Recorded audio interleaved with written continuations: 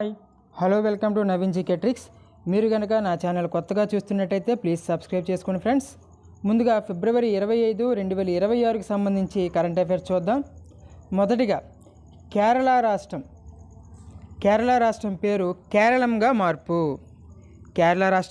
కేరళంగా మార్పు చాలా ఇంపార్టెంట్, గుర్తుపెట్టుకోండి. ఈ రాష్ట్రం పేరును మలయాళ ఉచ్చారణకు, స్థానిక మనోభావాలకు అనుగుణంగా మార్చాలనే ప్రతిపాదనకు పీఎం నరేంద్ర మోడీ నేతృత్వంలో కేంద్ర మంత్రివర్గం ఆమోదం తెలిపింది. సో అలాగే రాజ్యాంగంలోని మనకి ఆర్టికల్ 3 ఏం చెప్తుందంటే, ఆర్టికల్ 3 నిబంధన ప్రకారం పేరు మార్పుకు సంబంధించిన ముసాయిదా బిల్లుకు కేంద్ర హోం మరియు న్యాయశాఖలు ఆమోదం తెలిపాయి. సో ఇక్కడ ఆర్టికల్ 3 అనే ప్రకారం మనకి పేరు మార్పు అనేది జరుగుతుంది. నెక్స్ట్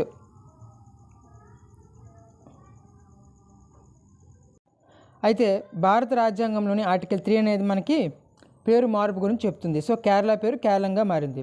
అయితే ఇక్కడ మనకి కేరళ అనేది 1956 నవంబర్ 1న ఏర్పడిందండి ఈ రాష్ట్రము. అలాగే ప్రస్తుతం ఈ కేరళ గవర్నమెంట్ యొక్క సీఎం పినరయ్ విజయన్, అలాగే గవర్నర్ రాజేంద్ర ఆర్లేకర్. అయితే కేరళ గవర్నమెంట్ అనేది 2024 జనవరి 24న ఈ తీర్మానం అనేది చేసింది. తర్వాత దాన్ని మనకి కేంద్రానికి పంపించింది. కేంద్రం రీసెంట్గా ఏం చెప్పిందంటే, మంత్రివర్గం పీఎం మోడీ నేతృత్వంలో ఉన్న కేంద్ర మంత్రివర్గం ఆమోదం తెలిపింది. తర్వాత రాష్ట్రపతి కూడా ఆమోదం తెలపబోతుంది. సో ఇది మళ్ళీ కూడా మనం నేర్చుకోబోతున్నాం. కేరళ పేరు కేరళంగా మార్పు. నెక్స్ట్ టాపిక్ 14 ఏళ్ల బాలికలకు ఉచితంగా హెచ్పివి వ్యాక్సిన్. 14 ఏళ్ల వయసు పైబడిన బాలికలకు భారత ప్రభుత్వం గర్భాశయ ముఖద్వార క్యాన్సర్ను నివారించేందుకు కీలక వ్యాక్సిన్ శ్రీకారం చుట్టింది. అందులో భాగంగా త్వరలో హ్యూమన్ ప్యాపిలోనియా వైరస్ హెచ్పివి వ్యాక్సిన్ను అందజేయనున్నట్లు తెలిపింది. అయితే దీనిలో భాగంగా గార్డిసెల్ అనే టీకాను ఆరోగ్య కేంద్రంలో ఉచితంగా అందించనుంది. అయితే ఈ వ్యాక్సిన్ 4 రకాల గర్భాశయ క్యాన్సర్ను నిరోధిస్తుంది. అందులో హెచ్పివి టైప్ 16, 18 అండ్ 6 అండ్ 11 రకాల నుంచి ఇది రక్షణ కల్పించడం జరుగుతుంది. సో 14 ఏళ్ల బాలికలకు ఉచితంగా HPV vaccine, human papilloma virus. ఇది గుర్తుపెట్టుకుని, హెచ్పివి అంటే హ్యూమన్ ప్యాపిలోమా వైరస్. నెక్స్ట్ నీతి ఆయోగ్ సీఈఓగా నిధి చెబ్బర్ నియామకం. ప్రస్తుతం ఈమె నీతి ఆయోగ్లోని అభివృద్ధి పర్యవేక్షణ మూల్యాంకన కార్యాలయం డైరెక్టర్ జనరల్గా ఈవిడ పనిచేస్తున్నారు. అయితే అదనపు బాధ్యతగా సీఈఓగా ఈవిడికి హోదా అనేది అప్పగించడం జరిగింది. పేరు నిధి చెబ్బర్ అండి. సో నీతి ఆయోగ్ సీఈఓగా ఛత్తీస్గఢ్ క్యాడర్కి చెందిన వ్యక్తి ఈవిడ నిధి చెబ్బర్. అయితే బీవీఆర్ సుబ్రహ్మణ్యం స్థానంలో నిధి చెబ్బర్ అనేవారు నియామకం జరగడం జరిగింది. అయితే ఇక్కడ మనకి నీతి ఆయోగ్ అనేసరికి ఇది ప్రణాళికా సంఘం అధ్యక్షం, మనకి ప్రణాళికా సంఘం ఉంటుంది కదా, దాని యొక్క ప్లేస్లో ఇది వచ్చింది మనకి నీతి ఆయోగ్. 2015లో వచ్చింది. జనవరి 1న దీన్ని ఏర్పాటు చేశారు. అయితే ఇది న్యూఢిల్లీ వేదికగా ఉంది హెడ్ క్వార్టరు. నీతి అంటే మనకి ఇక్కడ నీతి ఆయోగ్ అంటే national institution for transforming India.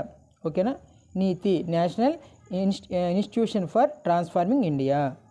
ప్రస్తుతం అయితే దీనికి చైర్పర్సన్గా వ్యవహరిస్తుంది భారత ప్రధాని మోడీ గారు. అలాగే వైస్ చైర్పర్సన్గా ఎవరున్నారంటే Suman Bery. First vice chairperson ఎవరంటే మనకి అరవింద్ పనగారియా. చాలాసార్లు ఎగ్జామ్కి అడిగారండి ఫస్ట్ చైర్పర్సన్. తర్వాత రాజీవ్ కుమార్ గారు వచ్చారు. ప్రస్తుతం మనకి సుమన్ బేరీ గారు వైస్ చైర్పర్సన్గా చేస్తున్నారు. అలాగే సీఈఓల పరంగా చూసుకుంటే ఫస్ట్ మనకి సీఈఓ సింధు శ్రీ కులర్. మనకి ఫస్ట్ అనేది ఇంపార్టెంట్, ప్రెజెంట్ అనేది ఇంపార్టెంట్. నెక్స్ట్ అలాగే సెకండ్ అమితాబ్ కాంత్ గారు చేశారు. అలాగే పరమేశ్వరన్ అయ్యర్ గారు, అలాగే బీవీఆర్ సుబ్రహ్మణ్యం అండ్ ప్రస్తుతం మనకి నిధి చెబ్బర్ నియామకం జరిగింది. సో నీతి ఆయోగ్ సీఈఓగా నిధి చెబ్బర్. సో గుర్తుపెట్టుకోండి, డేట్ కూడా గుర్తుపెట్టుకోవాలి. జనవరి 1, 2015. జనవరి 1, 2015. నెక్స్ట్ వన్ ప్రోక్రాన్ అంటే మనకి రాజస్థాన్ అండి. ప్రోక్రాన్ సైన్యం అగ్నివర్ష విన్యాసాలు యుద్ధ సామర్థ్యాలను సన్నద్ధతను చాటి చెప్పేలా రాజస్థాన్లోని ప్రోక్రాన్ ఎడారుల్లో సైన్యం మన భారత సైన్యం అగ్నివర్ష పేరుతో భారీ విన్యాసాలు నిర్వహించింది. సో ఇక్కడ గుర్తుపెట్టుకోవాల్సింది ఏంటంటే అగ్నివర్ష విన్యాసాలు ఎక్కడంటే రాజస్థాన్లోని ప్రోక్రాన్ గుర్తుపెట్టుకోండి. నెక్స్ట్ వన్ టీచర్ యాప్ 2.0ను ఆవిష్కరించిన కేంద్ర విద్యాశాఖ మంత్రి ధర్మేంద్ర ప్రధాన్ అండి.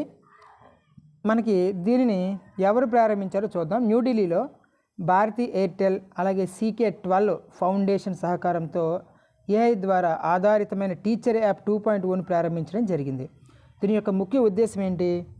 బోధనను మరింత ఆకర్షణీయంగా అలాగే ఉత్పాదకంగా మార్చడానికి ఈ యాప్ ఉపాధ్యాయులకు సాధనలు అలాగే కంటెంట్ మరియు డాష్బోర్డ్ను కూడా అందించడం జరుగుతుంది. సో గుర్తుపెట్టుకొని టీచర్ యాప్ దీన్ని ఆవిష్కరించిన ఎవరంటే మనకి కేంద్ర విద్యాశాఖ మంత్రి వర్యులు ధర్మేంద్ర ప్రధాన్. మనం ఇది ఎలా గుర్తుపెట్టుకున్న విద్యాశాఖ మంత్రి అంటే విద్య ప్రథమంబు అని గుర్తుపెట్టుకున్నాం కదా ప్రధాన్ అని. సో ఆ విధంగా మన సీఎంస్ అందులో ట్రిక్ చెప్పినప్పుడు చెప్పాం. Next one, Punjab government. ప్రస్తుతం పంజాబ్ గవర్నమెంట్కి సీఎంగా భగవంత్ సింగ్ మాన్ గారు చేస్తున్నారు, గవర్నర్గా గులాబ్ చంద్ కటారియా. మనం ఇది కూడా ఎలా గుర్తుపెట్టుకోవాలనేది కూడా చెప్పాం. ఎలా చెప్పామంటే పంజాబ్ జాబ్ కోసం మనం ఎవరి దగ్గరికి వెళ్తున్నామంటే భగవంతుడిని ప్రార్థిస్తున్నాం, అది కూడా గులాబీ పువ్వులు పట్టుకొని పూజిస్తున్నాం. సో ఈ విధంగా మనం చెప్పడం జరిగింది. అయితే ఇక్కడ పంజాబ్ గురించి ఏమొచ్చింది, భగవంత్ సింగ్ మాన్ గారు మేరీ రసోయి యోజన పథకానికి ప్రారంభించారు. మేరీ రసోయి యోజన పథకం ఏంటి? ఈ పథకం యొక్క ముఖ్య ఉద్దేశం అంటే పంజాబ్లో ప్రతి ఇంటికి ఆహారము పోషకాహార భద్రతను బలోపేతం చేయడం కోసం దీని ద్వారా 2026 ఏప్రిల్ నుంచి ఉచిత త్రైమాసిక ఆహార కిట్లను అందిస్తారు. ఓకేనా. నెక్స్ట్ వన్, సూర్యునిపై నిరంతర నిఘాకు 3D నమూనా.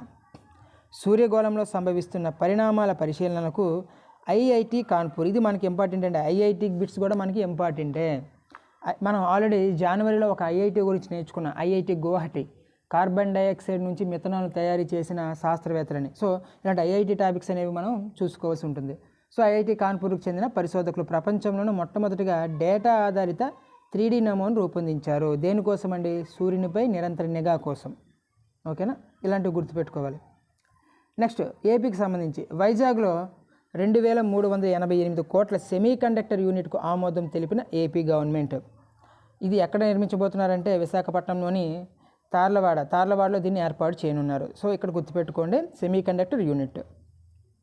నెక్స్ట్ వన్, రాష్ట్రాల విద్యుత్ పరివర్తన నివేదిక 2026 ఏం చెప్తుంది?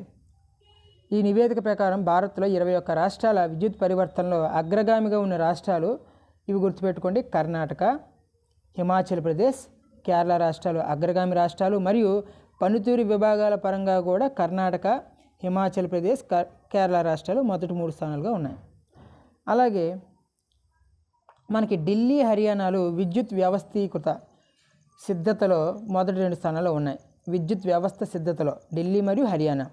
నెక్స్ట్ అలాగే మార్కెట్ ఎనబుల్స్లో ఏపీ, యూపీ, రాజస్థాన్లు సౌరశక్తి అలాగే గ్రీన్ టారిఫ్ల విధానంలో మెరుగుపడ్డాయి అని అర్థం. సో ఇవి గుర్తుపెట్టుకోండి. మనకి ఇక్కడ ఇది గుర్తుపెట్టుకోవాలండి. కర్ణాటక, హిమాచల్ ప్రదేశ్, కేరళ రాష్ట్రాలు అగ్రగామిగా ఉన్నాయి.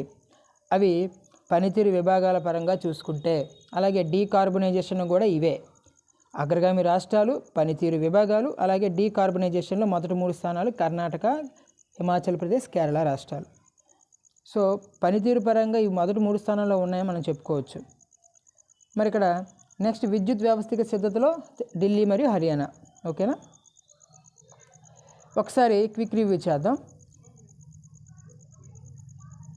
కేరళ పేరు కేరళంగా మార్పు, 14 ఏళ్ల బాలికలకు ఉచితంగా HPV వ్యాక్సిన్, గార్డిసిల్ టీకా, నీతి ఆయోగ్ సీఈఓగా నిధి చిబ్బర్ నియామకం, ప్రోక్రాన్ అంటే మనకి రాజస్థాన్లో అగ్నివర్ష విన్యాసాలు, టీచర్ యాప్ కేంద్ర విద్యాశాఖ మంత్రి వర్యులు ధర్మేంద్ర ప్రధాన్ ప్రారంభించారు, పంజాబ్లో మేరీ రసోయి యోజన పథకం, సూర్యునిపై నిరంతర నిఘాకు 3D నమూనా ఏర్పాటు చేసిన ఐఐటి ఎవరంటే ఐఐటి కాన్పూర్, వైజాగ్లో మనకి సెమీ కండక్టర్ యూనిట్కు ఆమోదం తెలిపిన ఏపీ తర్లవాడలో రాష్ట్రాల విద్యుత్ పరివర్తన నివేదిక. ఓకేనా.